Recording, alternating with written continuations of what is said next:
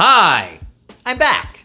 And this video is going to be a little bit shorter, kind of like the last one, but not quite as short because it's about theme builds. And mainly this is the introduction to theme builds. What are theme builds? How do I do them? And how do I make them look cool? Simply put, a theme build is if you take the source material of something you really like for my instance, I love Dragon Ball Super, Dragon Ball Z, I love that stuff. And the Buu Saga was something I really liked. So I can go ahead and take something like Majin Buu here, and take a Cubely kit from Gundam and mix the two together and make something pretty cool. Maybe. A couple of guidelines you want to follow on doing a theme build basically is don't overdo it.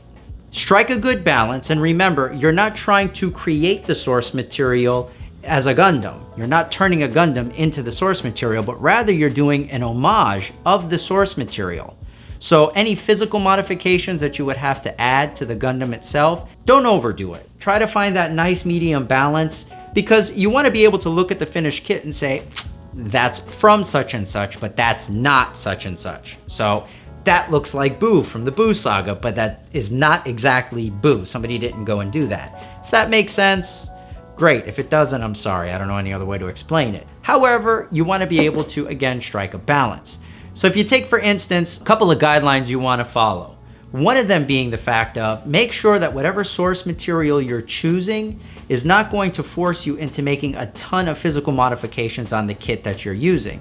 So let's say if I was going to do a Buu figure, the Cubely kit kind of already looks a little like Buu. It's got that head tentacle, kind of the physical proportions could be moved around in a way that it would lend itself to being a cool looking homage to Buu.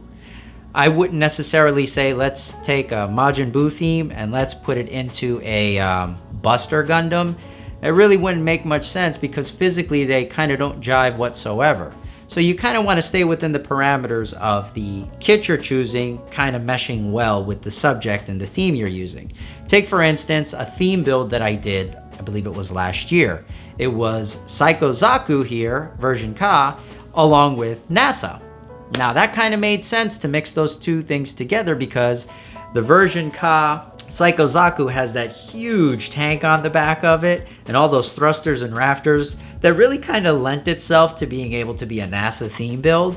So that's kind of what I'm talking about in that regard. Make sure that your source material meshes with the kit that you choose. This way, when you have the end result, it looks pretty cohesive, it looks pretty neat, and you didn't have to take 10 years trying to build it, trying to figure out how to make it work. This is actually part one in a NASA Sazabi series that I will be doing. I was commissioned to do this build a little while ago, and again, the Sazabi should kind of work with the NASA theme. It's got those tanks on the back, and the color scheme should work with the proportions of the build. I say should, I don't know. I've never done a theme build on a Sazabi before. This will be the first time.